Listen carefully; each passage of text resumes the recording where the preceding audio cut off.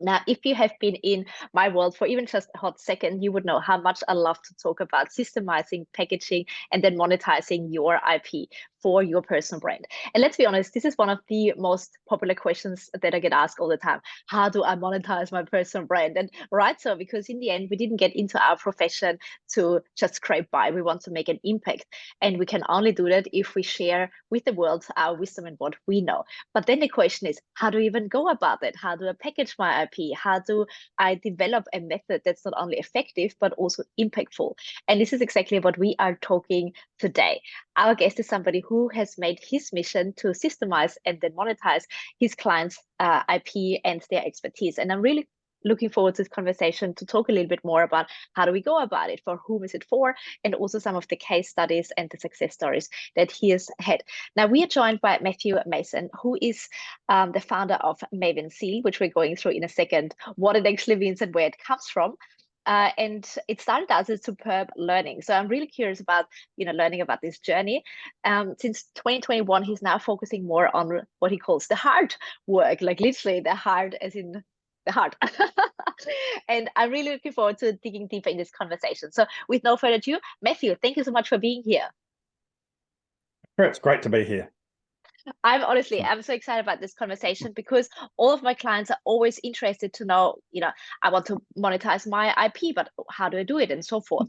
And this is exactly what you do with MavenZeal. And MavenZeal is a very interesting name, to say the least. Can you give us a bit of a background? How did you land on this name and what does it even mean?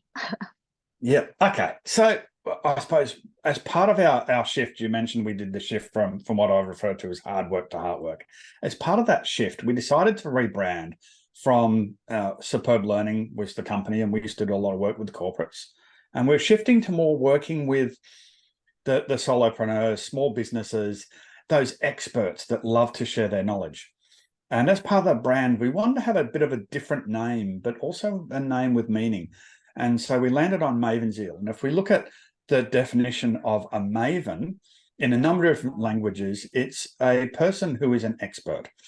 In Urdu, it actually goes a little bit deeper and talks about an expert who likes to share knowledge. And so went, okay, cool. That because they're the people we want to work with. And then zeal is around passion.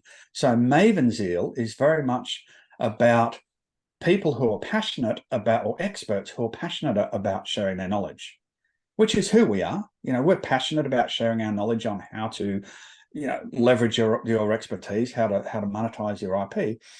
But also that's the people we want to work with, those people who are passionate, those experts who are passionate about sharing their own knowledge so that they can create impact in the world. And so that was the brand name of how the name of MavenZeal came about. I love it. Like, what a mission and what a story. And what I've seen, especially since 2020, we know what happened. People and experienced professionals have reconsidered their career, and a lot of them have stepped into coaching or consulting and or still consider doing it.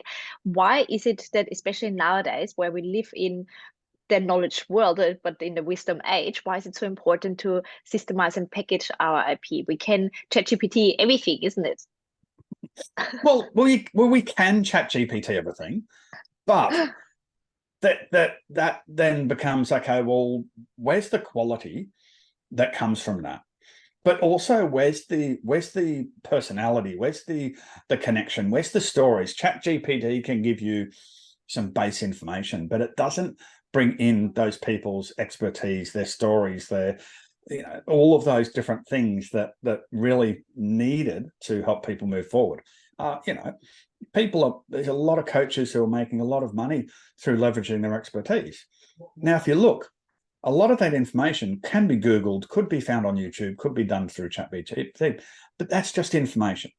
And I think by leveraging their expertise in the right way, it allows them to really create that impact and go beyond giving information to actually help people to integrate and implement those skills so that they actually are getting the results that they want. There's such a big difference between the information and the implementation. Like, we know we should sleep more and we exercise more and eat less, but how many of us actually do it? So the implementation is exactly where the rubber hits the road. And at the end, we want as a coach or consultant, we want to transform and not transact. Yes, you can Google and ChatGPT everything, but if there is not an intrinsic motivation or a connection with somebody who's been there, who's done that, we're not getting anywhere. Now, the other questions that always comes up is, you're working also with experts, with authors, with thought leaders, with coaches and so forth. But when do I know that I'm ready, quote unquote, to actually educate? Like, we're working with a lot of executives with 20, 30 plus years experience, and they think, I've got nothing to say, or I've got so much to say, where to even start? When do you identify that somebody's ready to actually get into this business? Yeah, look, I think there's a couple of things there. So one is like people who have been in an industry and been working in an industry for anything more than 5, 10, 15, 20 years have got a huge amount of expertise. And one of the things, there's a number of curses that I see, a number of curses of the expert. And one of those is that they don't value that knowledge that they have. They have this assumption that, oh, everyone knows this, and everyone doesn't know that. I've come across the same thing. So I think those people have got this level of expertise, and if they've been in the business for a while, in an industry for a while, then they're going to have some sort of expertise. The other one that we certainly see, and could be someone that maybe doesn't have as much expertise, but maybe they've come in and they've approached it from a different angle, and they've got something new or interesting, and they're actually having some great success. And then they're those people as well that can go, okay, I'm actually getting some really cool outcomes with this. Maybe I can now transition and teach other people how to do that as well. So there's the two things. One is that the time in the business and their level of expertise that they've been working. But if they've got this unique methodology, that would be wonderful to share with the world. And you mentioned the curse of competency, which I think so many fall into it because we acquire more and more knowledge and credentials and experience and expertise, but we don't realize that others haven't got that background or that insights necessarily. And then we also see those people who just want to throw out everything that they know into a course and think the more content and the more information, the more valuable the content is. How do you help them to decipher what actually moves the needle and what is a little bit, not saying noise, but let's just say it's noise? Yeah, look, it's what I call kitchen sink syndrome, where people just want to throw everything in, including the kitchen sink. And they're doing it from a point of love. They want to create impact. They want to share their knowledge. But it's a bit like, I suppose, a loving mother can sometimes smother their children with too much love and attention. And the same with an expert. And I think what we need to do is we need to take a step back and go, okay, so what is that key outcome that you want to deliver for people? What is that problem they're having? And not problems. What's that one problem that someone is having that you can solve? And just focus on that problem. And then from there going, okay, well, what are those activities that we can get people to do to help them to develop the skills to solve that problem? And then what is the knowledge that they need to be able to do those activities? So starting with the end in mind, working outward, and then from there, and then we go, okay, that's the information. We're giving them the information to do the activities to solve that one problem. And that's it. That's the way we go with it. And then you go, okay, well, what about this information? What about this information? We look at it and go, okay, is it going to move the needle? Is it going to solve that problem? No. Okay, then let's leave it out. Is it something that people are going to need in 3 or 6 months' time? Yes. Okay, then let's package it up and put it into another program. How we can, upsell or create these other courses that expand on what they're doing. And obviously people have got a huge amount of expertise, and you go, right, well, I can solve 6 problems. Great. Then do that, but don't do it in one program. Look at creating different programs, because not everyone's going to have those 6 problems. And absolutely, I just wanted to ask that also, if you've seen a change over the last couple of years where we see attention spans are getting shorter, the rise of micro credentials are everywhere in the more formal education. Are you seeing the trend moving away from what it's always called the signature course? You have this one big transformation and it takes you for 6 months or 12 months even into smaller courses nowadays where we can do a course in an hour? Or what's your experience? Yeah, look, there is certainly a bit more of a shift, and that idea of micro credentials and micro learning, is been around for a little while, but getting a bit more popular now. And I think it is that, yeah, that there's so much information. There's the quote that I love, that trying to get information off the internet is like taking a drink from a fire hydrant. There's so much information, and we're bombarded with so much stuff. So we need to build our programs in such a way that, yes, we can give people the information that they need to deliver that outcome, to solve that problem as quickly as possible. So yeah, I think if we can go down that pathway of doing more micro credentials, it might still be a 6-month program, but if we actually break it down into those smaller pieces and go, okay, we're going to get you this outcome, then we're going to move to this step, this step, this step, I think is much better way to go. And certainly a lot more people are starting to think in that space of going down, okay, let's do more micro credentialing pieces. I think we definitely have to reconsider the value creation. It's not more and more and more. It's how can I get to this one result with the quickest possible method or way. Yeah, that's right. Yeah, I mean, we always talk. People say, "Oh, how long should my video be? How long should my course be? How long should?" And my answer is always, it should be as short as it can be and as long as it needs to be. Doesn't really answer the Spot on. question for them, but it is. It's that if we can deliver something in 2 minutes to get an outcome, then it should be 2 minutes. If we need to spend 15 minutes, then we spend 15 minutes. But it's really about just getting that outcome as quickly as possible. And people are always saying, or would you say, I would have loved that the meeting is longer? Nobody says that. Like, everybody's happy if a meeting finishes 15 minutes early, even though we've put in the 1 hour, but after 45 minutes it's over. And I think the same happens with a course when we're seeing, oh my God, it's 46 hours of content. I don't have the time and I'm already overwhelmed, so I don't even start. Like, it's kind of off-putting, I think. So as a course Oh, creator, we have to rethink that, isn't it? Oh, definitely. And it's one of those things. And I going back, probably it's probably 10, 15 years ago, doing some work and working with an organization that I was just starting to look at rolling out some e-learning content. And we ran a number of focus groups. And in that focus group, and this was 10, 15 years ago, and I don't think it would have changed at all. But in that focus group, we asked people, what are the top 3 things that they want to know or want to see? And every one of those people in that focus group had in their top 3 was, I want to know where I am in this program and how long it's going to take me. And I think that is always the case. People are coming into an experience and going, okay, is this going to take me 5 minutes or is this going to take me 5 hours? And if it's going to take me 5 hours, well, that's going to change their thinking around how I'm going to approach that. And maybe I'm not going to sit down and devote the time to it right now because it's so long. Whereas if they go, oh, this is only going to take 5 minutes or 10 minutes, it's going to take, cool. Yeah, I've got some time in between some meetings or before I go and do something else. And it's much easier. And again, the way you package it up, if you put it down into those micro programs, you go to someone and say, hey, can you sit down and do this course for an hour?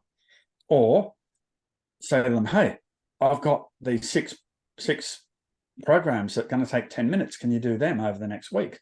Which one are they going to do? They're going to do the 6 10-minute pieces because it's easier. It's actually the same time, but it comes across as being, 10 minutes here and there. Yeah, that's easy. I can do that. As opposed to, oh my God, I've got to devote a full hour. Yeah. Well, time has certainly gained a new status since COVID.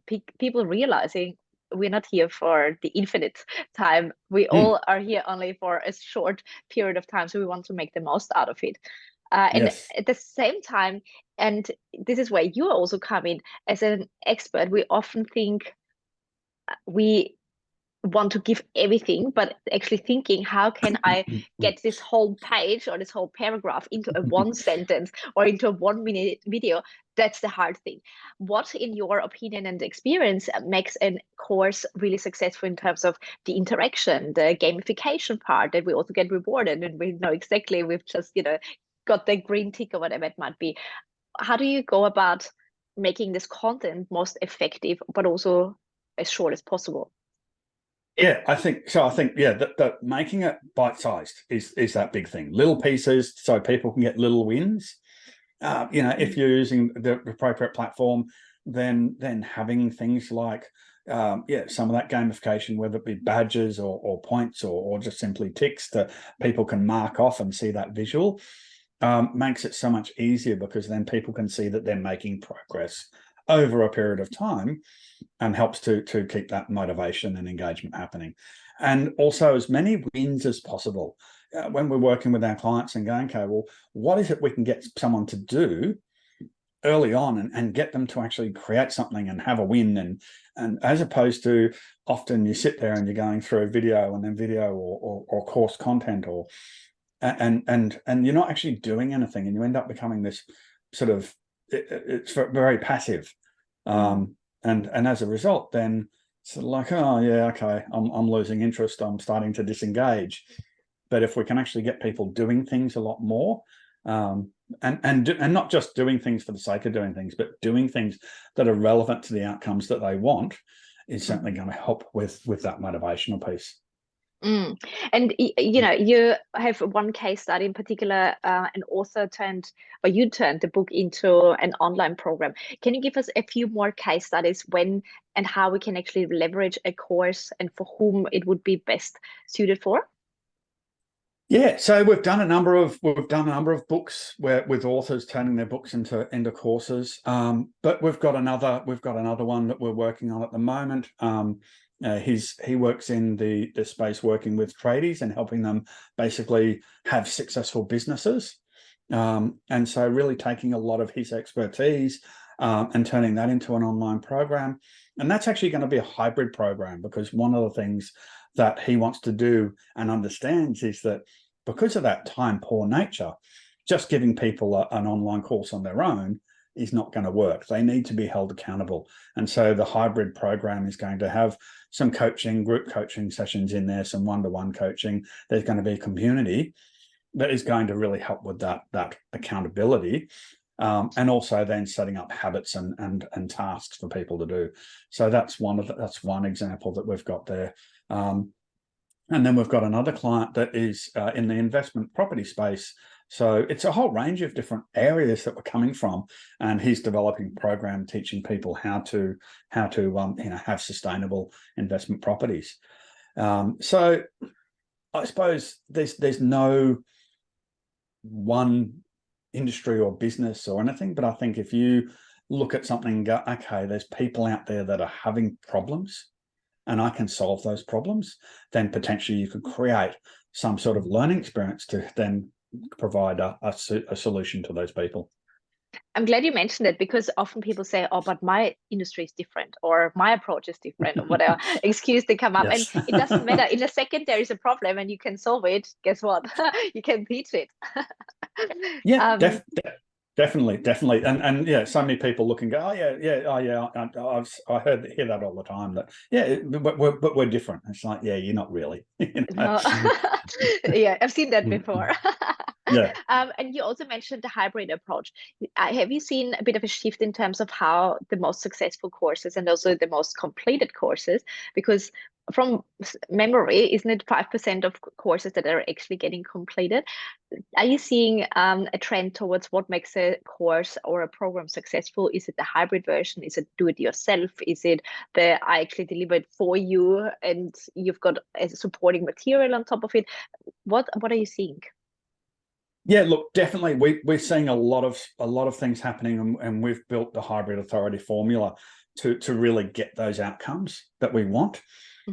So hybrid programs or cohort-based programs, but certainly those sort of programs are the ones that are getting much higher results in terms of outcomes for people and completion results. We're seeing completion rates for hybrid type programs that are sitting anywhere between 40 and 80%, whereas for those self-paced online courses, they're ranging anywhere from sort of 5 to 15%, so much lower. And I think the big thing with that is that there's the accountability built into those type programs, which is an essential piece.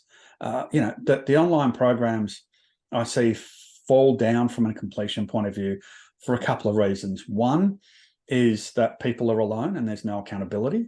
so there's nothing driving them to keep going. Two, they're probably maybe not very well designed. We talked about that whole thing of, you know, the kitchen sink syndrome, and often there's so much information put in there. And I've been into courses as well and going, I just need to learn this. And the course is teaching me all of this, but I've gone in and I've actually got the outcome that I wanted. So for me, it was a positive. But if you then look at, hang on, did I actually complete the program? No, I didn't. And I think that comes back to what we we're talking about earlier. If we actually make it more micro, focusing on one problem, solving once, you know, it's a program that delivers this one solution, you will actually see higher completion rates, as opposed to a program that is going, hey, we're going to solve all of these problems for you, because some people might not actually have that problem and not be interested in it. But I think definitely that accountability comes into it. Absolutely. As much as we would love to think when we're creating a self-paced online program that we're going to solve all the problems and we're going to answer all the questions, the reality is we don't, because you'll build something, you'll put a video together, you'll put the worksheets, you'll create an e-learning resource. Someone will go and they'll go, cool, okay, I've got this knowledge, I'm now going to go and implement it. And it doesn't work exactly how they intended, or they're not getting the outcomes they want. And then they go, okay, well, this didn't work. and so they stop doing it. Whereas having that hybrid approach where there's some accountability, some coaching, then they get to ask the questions. I did this, I got this, it didn't work, what happened? And then you can go, well, you did this, this, and this. Maybe the language was wrong. Maybe the timing was wrong. Maybe your imagery was wrong. You know, there's a whole range of different things that could have caused that problem. And while you would love to give them all of that information, it's often not able to be done in that self-paced online program. Absolutely. And what I can also, you know, because I've been running a few group coaching programs, and what I've seen is they get the content via a private audio feed, actually. So you listen to the content and you've got some worksheets, and then you join the group coaching call on that topic. Sometimes they just need to hear it in a different way. It's exactly the same content, just from a different angle or from a different member. It's like, oh, so now I get it. It's like, I said that now for the last 7 times. It's like, okay, but it resonates now. And I think this is the power of it, isn't it?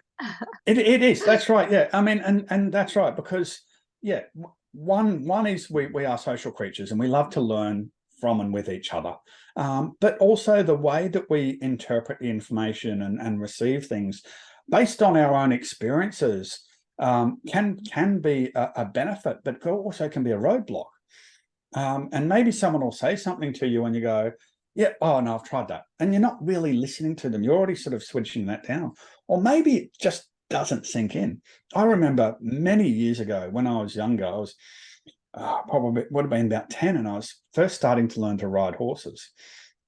And my teacher was telling me that I needed to keep my heels down when I was riding, and keep the heels down, keep the heels down. And I could not do it.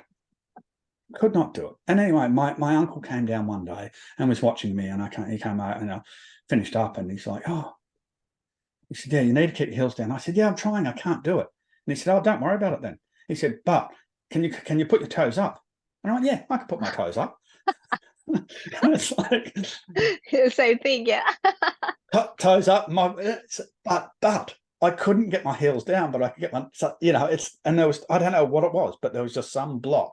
And that's the same thing. But you know, when you're delivering, and if you can have that group program, then yeah, people might have other experiences, other ways of telling it, and potentially could have those breakthroughs for people, you know, or just hearing other people's stories and going, oh yeah, that's me, I'm doing that. Oh shit, I probably shouldn't do that, you know. Yeah, so I think there's some huge power in that group coaching as part of delivering the learning experience. And you also get the accountability, because they're saying you come for the content, like in our case, the program or the course, but you stay for a community, or you come back for the community, because you're like, oh, Susie, I'll see you next week, or Johnny, I'll see you. You know, it's just, we are part of a community. We all want to belong in one or another way to a group. So, you know, I think it's definitely a strong motivator. Yeah, Now, definitely. what I can hear already, my listeners thinking, okay, I get it, Matthew, I want to create something, but the technology, it's all too hard basket. What can we say to them? Look, I think that, yeah, technology, there's a lot of people that are probably a little bit technically challenged. And I think, look, that there's a couple of things. You can sort of reach out to organizations like us and get some support. But I think the other thing as well is that you just need to jump in and just have a go. And look, you might fail here and there doing stuff, and it might take you a little bit longer, but just jump in and play with the technology. And there's, when you look at creating videos, like there's a huge number of tools around that help you to create videos. There's a whole range of different things, and just have a look at different ones and seeing what ones actually make it easier for you. I think some people jump in and they go, "Oh, cool! I'm going to grab I'll create a video and then I need to do video editing." And we see this quite often in a number of Facebook groups. And someone says, "I need to edit a video. What should I use?" And people jump up and go, "Oh, yeah, Adobe Premiere Pro. That's the best." And it probably is the best, but it's not for someone who is technically challenged. But there's a number of other tools. So I think it's a matter of going and finding the right tools that are going to support you and fit with your skill level is one of those big things. So really look at doing that. And then obviously embrace some of those other tools and technologies to really try and make things a bit easier for you. Or come to you.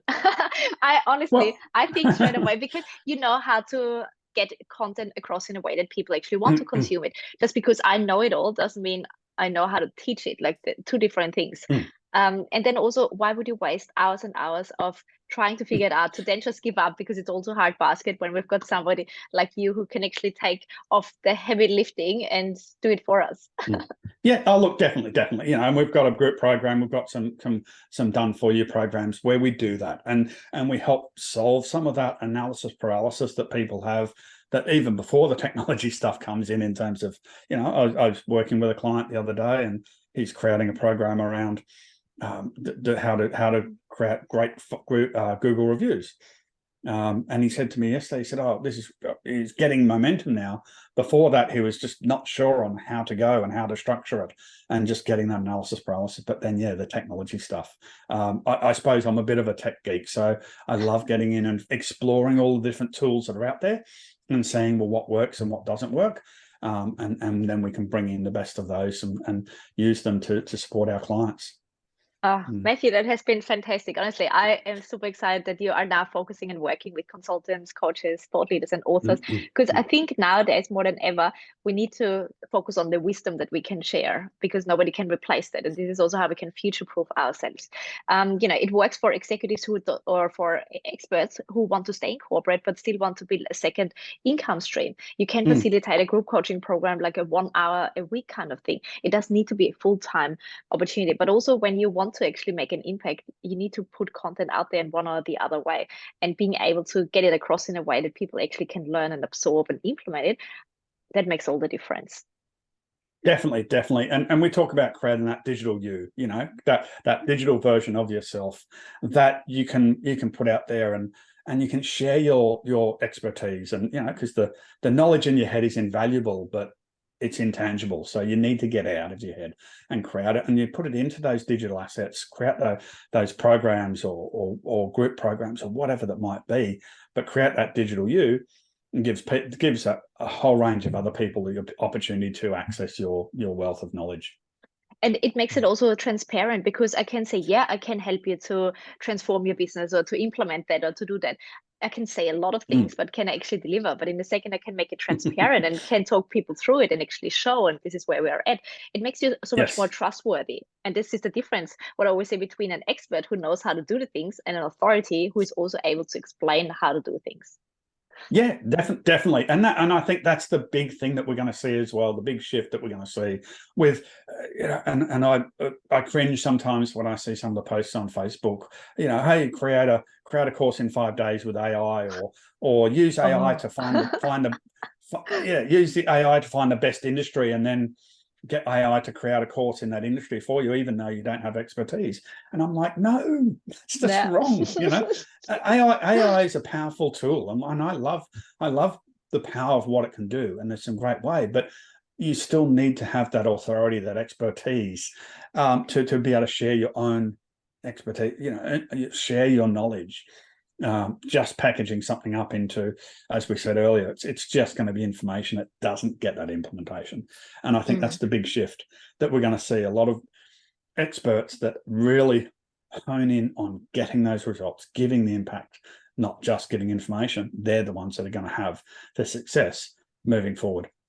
100% agree. Now, to wrap things up, what, if we have a look in the crystal ball, what do you think is the trend or the future when it comes to online courses and expert businesses, or people who want to monetize their brand through their expertise?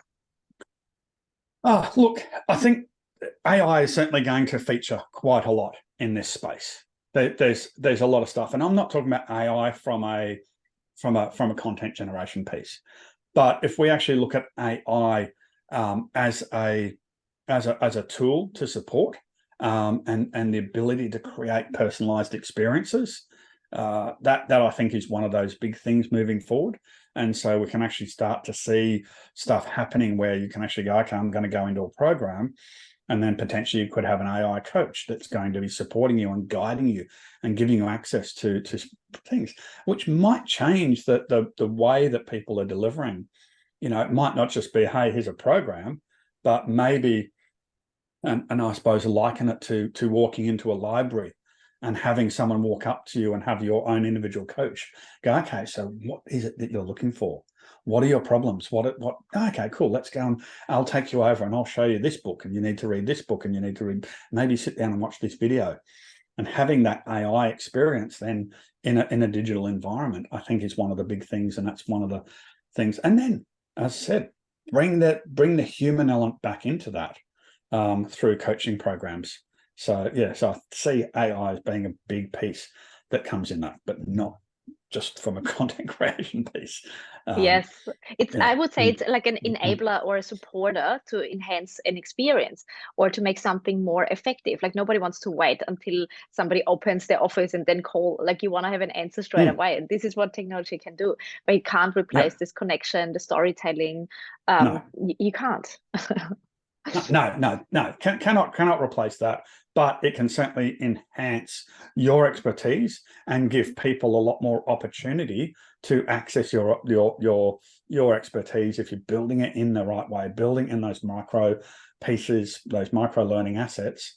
Then and their AI can then direct people to it, and it's going to end up being obviously able to leverage your expertise in so many different ways.